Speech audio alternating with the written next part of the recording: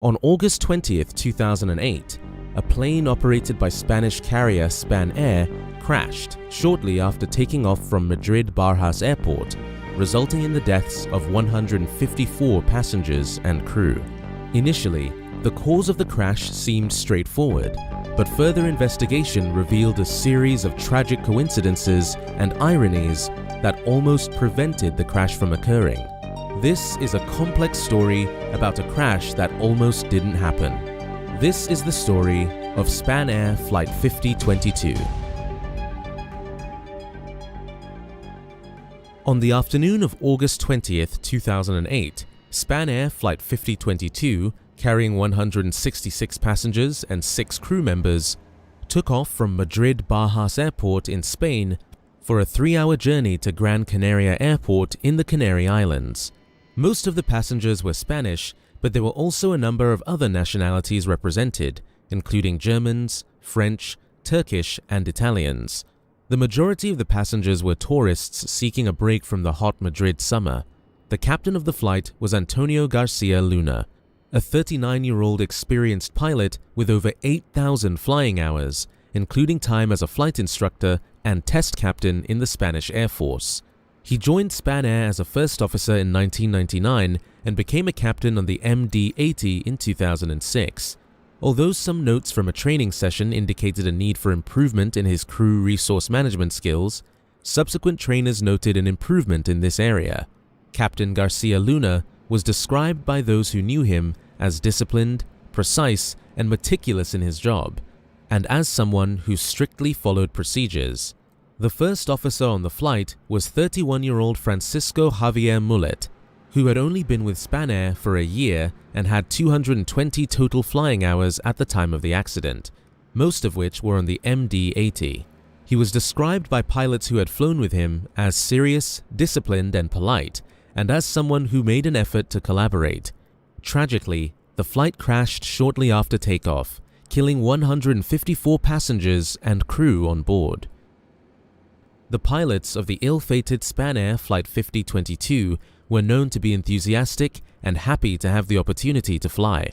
The aircraft they were using, a McDonnell Douglas MD-82, was 15 years old, but had a reputation as a safe and popular choice for airlines in the US and Europe in the 1990s and early 2000s.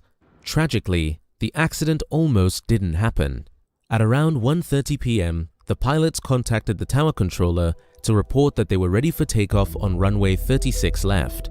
The controller gave them clearance, but seconds later the aircraft called back, saying, "Madrid, Spanair 5022, look, we have a slight problem. We have to exit the runway again." The controller granted them permission to leave the runway, and the pilots contacted the maintenance control center in Palma. The problem the pilots noticed with Spanair Flight 5022 was that the RAM air temperature probe was showing an unusually high reading. This probe measures the temperature of the air near the surface of the aircraft. When an object moves through the air, it compresses the air in front of it, which can heat it up. The effect is particularly pronounced at the high speeds that jet aircraft travel at. At cruise speed, for example, the air compression can lead to a 30 degrees Celsius increase in temperature. There are 2 main reasons why planes need to measure this temperature. The first is to determine whether to turn on the anti-icing heat during flight. The leading edges of the wings are naturally heated by the air compression as the plane flies. So if the outside temperature is below freezing, but the ram rise temperature is above freezing, no anti-icing is needed. The second reason planes need to measure this temperature is for the autopilot and specifically the auto throttles. If the ram air temperature sensor senses a high temperature, this implies that the plane is moving fast, which in turn implies that the engine needs to be throttled back to prevent damage. This is not desirable during takeoff, when auto throttles are typically used on passenger jets. Spanair Flight 5022 encountered a problem with its ram air temperature (RAT) probe, which measures the temperature of the air near the surface of the aircraft. This sensor is used to determine whether to turn on the anti-icing heat and to regulate engine thrust through the auto throttles during takeoff. If the RAT probe is not functioning properly, takeoffs must be done in manual mode. It is likely that the Spanair pilots were unsure if it was safe to take off with the faulty sensor and decided to return to the gate for inspection. Ironically, the rat probe is equipped with a heating element to prevent it from freezing when measuring the surrounding air temperature.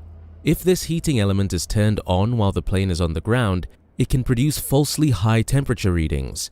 While taxiing, the captain called the maintenance control center in Palma to report the issue, and suspecting that the rat probe was receiving an unexpected electrical current, the maintenance center recommended resetting the Z29 circuit breaker, which supplies power to the rat heating element. The crew followed this recommendation, but the temperature of the probe did not decrease. The pilots taxied the aircraft back to the gate for inspection by maintenance engineers. The crew discussed several potential solutions with the technicians, including using dry ice to cool the probe. The cockpit was busy at this time with people entering and exiting, including the crew, maintenance technicians, the purser, and another Spanair captain who was traveling on the plane. The captain of Spanair Flight 5022 commented on the significant delay they were experiencing and noted that they had to document everything that had happened. The pressure was building in the cockpit to get the plane back on the runway as quickly as possible.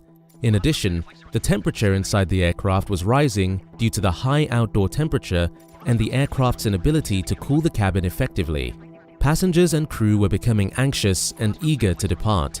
The engineers spent over an hour trying to fix the faulty sensor, but ultimately suggested that the crew simply pull the circuit breaker to disconnect the electrical supply to the rat probe heater. The captain agreed and the crew began preparing for departure. A Spanair flight attendant was seated in the jump seat behind the pilots and was discussing the faulty sensor with the first officer while the plane was being refueled. At just after 2 p.m., the captain left the aircraft to oversee the refueling operation to ensure it was proceeding quickly.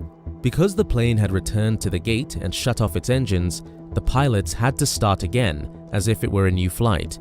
This meant contacting Air Traffic Control, ATC, to request clearance to fly to Las Palmas. The first officer initially called the wrong controller by mistake, as they had left the last frequency set on the radio without preparing the cockpit for flight. This error is indicative of the rushed atmosphere in the cockpit at the time and highlights the importance of adhering to procedures even in abnormal situations. Here is evidence recorded on the cockpit voice recorder that the captain of Spanair Flight 5022 felt under time pressure when going through the before start checklist with the first officer.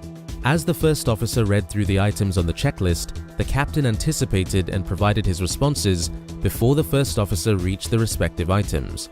Before taxiing, the captain also contacted ATC to check for any delays on their end. It was the first officer's responsibility to handle the radios, but the captain took over this task. After starting the engines, the crew completed the after-start checklist. When they reached the final item, flaps and slats, the captain interrupted the first officer and asked him to request taxi permission from ATC before they completed the final item on the before-start checklist. This was a mistake, as they had missed an opportunity to correctly configure the flaps before takeoff. As the pilots started taxiing towards the runway, they went through the taxi checklist. As part of the taxi checklist, the pilots of Spanair Flight 5022 were supposed to check the indicating light for the automatic reverse thrust system. This light should have been on, indicating that additional automatic thrust is available in case of an engine failure during takeoff. However, if the slats are not configured for takeoff, this light does not illuminate. In this case, the light was off, but the pilots did not notice. The last item on the taxi checklist is the takeoff briefing, which involves reviewing takeoff speeds, thrust, and flaps, among other things. The cockpit voice recorder showed that this item was not completed. The pilots continued having a non-pertinent conversation with the flight attendant in the jump seat during their taxi to the runway. Lastly, as the aircraft was aligning with the runway, the first officer completed the takeoff imminent checklist, which included reviewing the position of the center of gravity, the flap wheel position, and the flaps and slats indicator on the LCD screen. The cockpit voice recorder recorded the first officer saying "flaps 11", even though the flaps had not been set to 11 and would have shown 0 on both the LCD display and the flap wheel. Investigators later concluded that a phenomenon known as expectation bias was at play, where the first officer expected the flaps to be in the positions he called out and did not truly check his instruments to confirm this. There is a tendency in humans to look without seeing, meaning we only see what we expect to see. This tendency is known as expectation bias and is more common when psychological conditions are unfavorable, as was the case on Span Flight 5022 with the time pressure and high workload the pilots were facing. The captain was supposed to be monitoring the first officer as they carried out the necessary checks, but because he was focused on aligning the aircraft with the runway, his attention was directed outside the plane. From this point, the only thing that could have stopped the crash was the TOWS, Takeoff Warning System, which sounds an alarm when pilots apply takeoff thrust without properly configuring the aircraft for takeoff. However, for unknown reasons, this alarm did not sound. The takeoff run was normal. When the aircraft reached 157 knots, the first officer brought the plane into the air. However, as soon as the aircraft became airborne, the stall warning horn and stick shaker activated. The aircraft banked 32 degrees to the right and continued pitching up, barely climbing to 40 feet above the runway. The first officer initially suspected that an engine had failed and reduced the engine thrust. However, immediately after this, he pushed the throttles to their forward stop. This did no good, however, and the plane began to descend, impacting tail first and sliding along the ground. It continued across an embankment and plowed into the opposite side, bursting into flames. All of this, from the time of liftoff to the explosion, happened in just over 10 seconds. Of the 172 passengers and crew on board, just 18 survived. The investigation into the crash of Spanair Flight 5022, led by Spain's Civil Aviation Accident and Incident Investigation Commission, identified the crew's failure to deploy the flaps as the main cause of the accident. However, this was just the tip of the iceberg. The deeper reasons for the crash and the reason the flaps were not deployed in the first place went much deeper. It is ironic that the crew turned back from the runway just before their first attempt at takeoff, as at that point the aircraft was perfectly flyable with all its flaps in place. In fact, the high temperature reading from the RAT sensor had been present on all previous flights of the aircraft, but each of those flights had taken off without issue. During the accident, the aircraft banked 32 degrees to the right and barely climbed to 40 feet above the runway before beginning to descend and crashing. It was Spain's worst air accident in 25 years.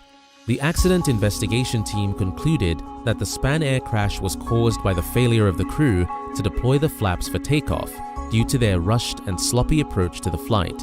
The crew had initially turned back from the runway out of abundance of caution due to a faulty sensor, but the pressure to make up for lost time caused them to make multiple mistakes, including skipping key items on checklists and not paying close attention to their instruments.